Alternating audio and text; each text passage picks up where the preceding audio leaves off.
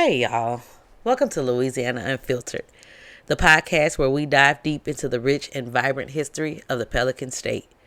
I am your host, Shiga Denise, and today we're going to explore the rich and complex history of Louisiana, a state known for its unique culture, vibrant music, delectable cuisine, and turbulent past. So, my whole podcast is about Louisiana, right? Every episode will be about something in Louisiana. But I didn't want to just randomly start talking about stuff and you didn't know the basics of my home state. So this episode will give you a brief history of Louisiana. We will start in colonial times and end in present day. I'll tell you facts you may or may not know. I want to call this Louisiana History 101. So grab your favorite drink, grab a seat, and let's go.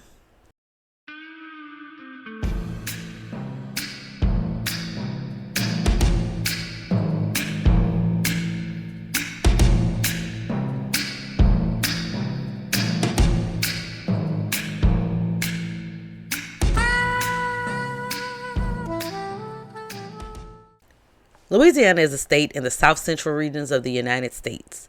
It borders Texas to the west, Arkansas to the north, and Mississippi to the east. To the south is the coastline that we share with the Gulf of Mexico. A large part of our eastern boundary is defined by the Mississippi River. The Pelican State has a population of roughly 4.6 million residents. Baton Rouge is the state's capital and my hometown. New Orleans, however, is the largest city. Their population is about 369,749 people, to be exact. Not exact, but somewhere around there.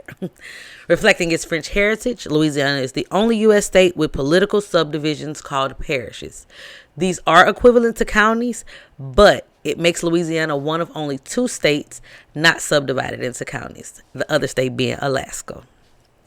Before European pioneers set foot on the rich land of Louisiana, it was inhabited by various indigenous nations, including the Choctaw, the Homa, like the city, Tunica, Biloxi, Chitimacha, and the Coushatta. These communities thrived through a combination of farming, fishing, and hunting. It is crucial to me to honor these early inhabitants and their intricate relationships with the land, which continues to influence the culture today. This land provided ample resources, allowing these societies to develop complex social structures and trade networks. The first European explorers to visit Louisiana came in about 1528 when a Spanish expedition led by, and y'all, this man name, I don't know how to say it right, but y'all bear with me. I think it's Panfilo de Narvaez. Y'all don't laugh at me. But he located the mouth of the Mississippi River in the year 1528. I had said that already, but okay, keep going. In 1542, Hernando de Soto skirted to the north and west of the state, and then he followed the Mississippi River down to the Gulf of Mexico in 1543. Spanish interest in Louisiana did fade away for 150 years after this, and during that time, the indigenous people were left alone. So for a century and a half, they were just tending the land, training the land to what they wanted it to do.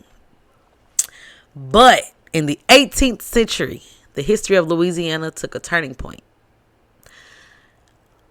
European exploration started, mainly from France.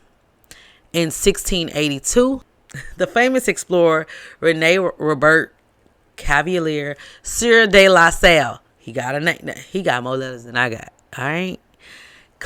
He claimed the Mississippi River Valley for France and named it La Louisiane after King Louis XIV.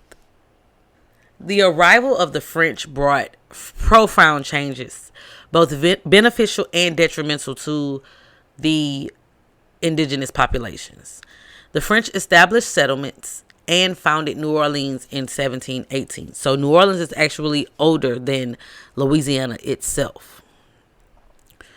This city would soon grow into a melting pot of cultures. French, Spanish, African, and Native American influences all contributed to its unique identity. Initially, because our big old, like La Louisiane was so big, the first capitals of Louisiana they are not in Louisiana today. So the first capital of Louisiana was Mobile. Yes, Mobile, Alabama. And then Biloxi. Yes, Biloxi, Mississippi. After recognizing the importance of the Mississippi River to trade and military interests, and they wanted to protect the capital from severe coastal storms, France developed New Orleans in the year of 1722 into a seat of civilian and military authority south of the Great Lakes. So guys, yes, Louisiana went all the way to the Great Lakes. Yes. From then until the United States acquired the territory in the Louisiana Purchase of 1803, France and Spain will fight over control of New Orleans and the lands west of the Mississippi. Our lands. Because, everything on the other side of the Mississippi was the 13 colonies. We were just a territory until our statehood. Well, the Louisiana Purchase. I'm sorry, not the statehood.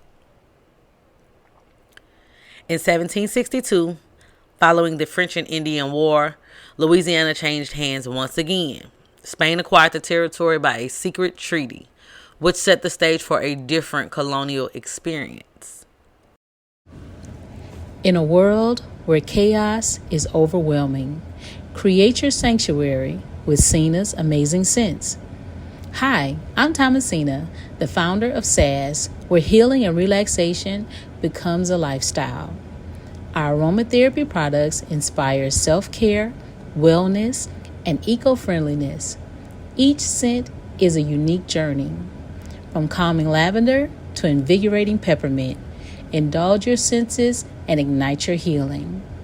Luxury meets sustainability at Cena's Amazing Scents, allowing you to care for yourself and the planet. Visit our website at www.cenasamazing-scents.com. France surrendered most of its territory east of the Mississippi to Great Britain in 1763 in the aftermath of Britain's victory in the 7 Years' War. This included the land along the Gulf Coast and north of Lake Pontchartrain to the Mississippi River, which became known as the British West Florida. So, baby, Florida had a lot going on too, child. The rest of Louisiana, west of the Mississippi, as well as the Isle of New Orleans, which is the historic name of the present-day New Orleans, had become a colony of Spain by the Treaty of Fontainebleau in 1762. The transfer of power on either side of the river will be delayed until later in the decade. During the Spanish influence, new architectural styles, land policies, and the introduction of the plantation economy grew. This relied heavily on enslaved African labor. The resulting blend of cultures laid the groundwork for the distinct Creole identity we celebrate today. In a way, and no disrespect to the Creole people of Louisiana, I may even be one of them. I recently found out. I just haven't found my connection to Creole yet. Just yet. Hold on. But I found out that I have an close ancestor that was a mulatto. So, okay. I'm not disrespecting Creoles at all. But I do feel like, in a way, it's like a bittersweet thing to celebrate being Creole, because if you're black, then you have to deal with the fact that your ancestors who are of African descent were stolen from their homeland. But then you got to realize all of the things that the Creole people accomplished, which I think outweighs the fact that, well, nothing really outweighs slavery, but making lemonade out of lemons is what they did. And having a heavy influence on American culture is a great thing to have. It doesn't make up for slavery, but it definitely steers you in the right way. In 1708, Jean-Baptiste Lemoyne, Sieur de Bienville, another name, baby, these people got a lot of names, brought the first 2 African slaves to Louisiana. He transported them from a French colony in the West Indies. The following year, French financier Antoine Crozet obtained a monopoly of commerce in La Louisiane, which extended from the Gulf of Mexico to what is now Illinois. According to historian Hugh Thomas, that concession allowed him to bring in a cargo of blacks from Africa every year. In 1724, the French government issued a law called the Code Noir, which translates to Black Code in English. These laws regulated the interaction of whites, which in the French colony were called blancs, and the blacks, called noirs, in its colony of Louisiana.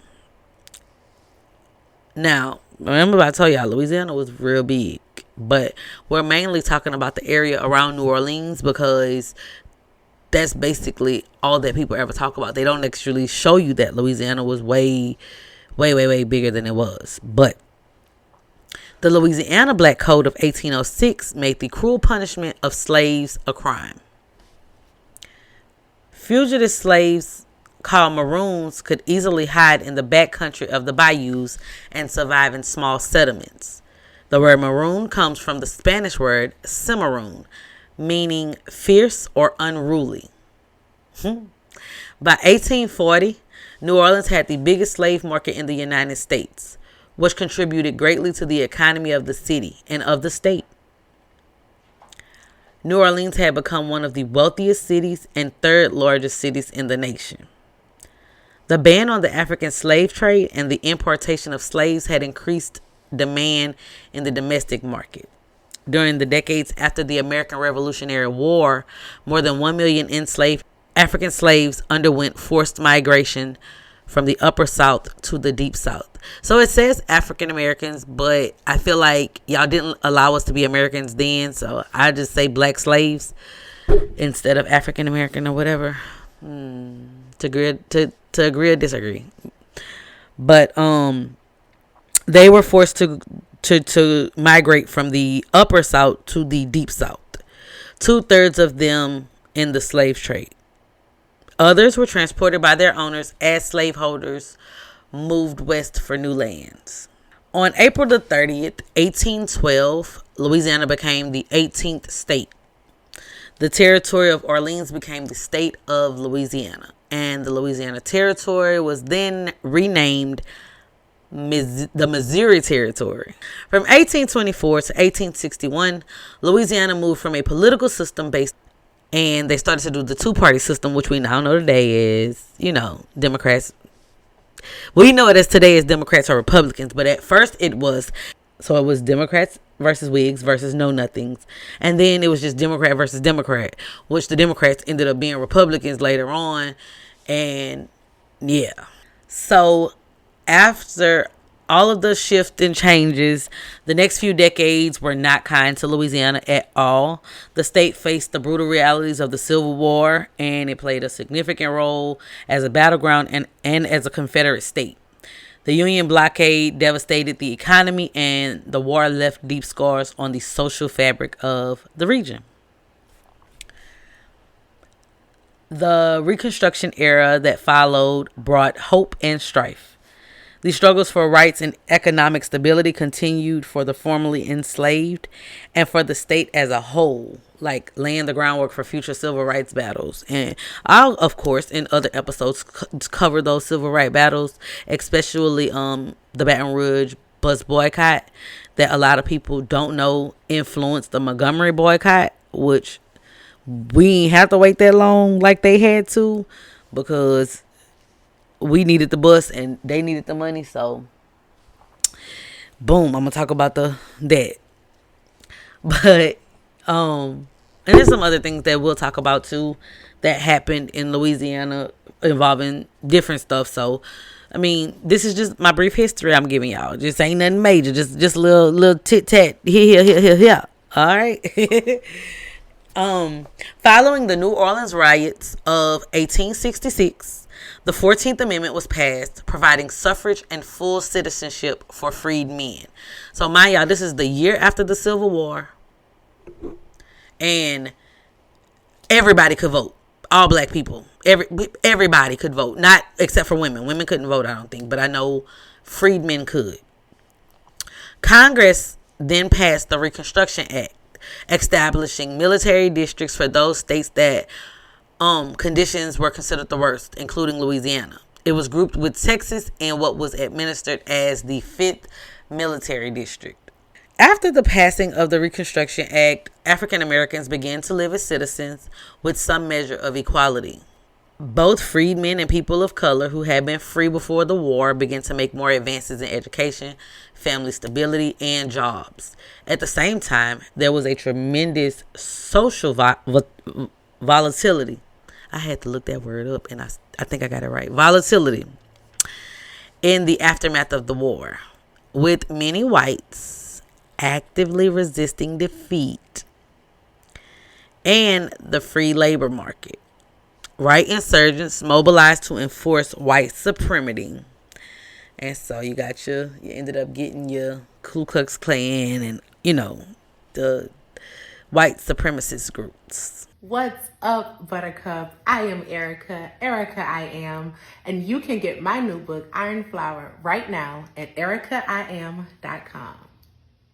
Despite these challenges, Louisiana emerged with a distinct culture that thrives to this day.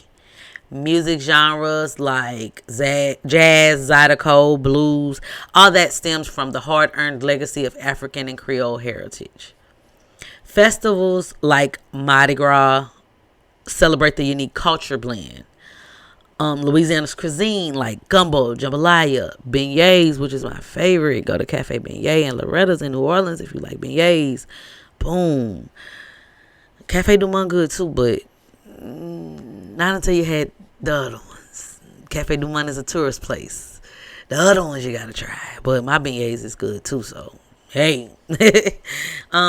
We have culinary influences that tell our story. So that's just, each region of Louisiana, they gonna fight. We gonna tussle. Everybody tussle, because New Orleans think they got the best food. Baton Rouge think they got the best food. Lafayette think they got the best food. Shreveport think they got the best food. Everybody think they got the best foods, but it's just what you grew up around. Of course, you're gonna think what you grew up around is the best. But me personally, I grew up in between New Orleans and Baton Rouge, so I get the best of both of them worlds. So my food tastes a little bit more New Orleans with Baton Rouge blend. So listen.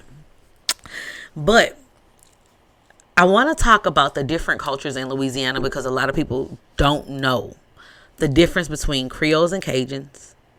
And I just want to let people know what that is. And I mean, each one of them will get their own episode, but I just want to because that's a big part of who we are, our heritage and the people here.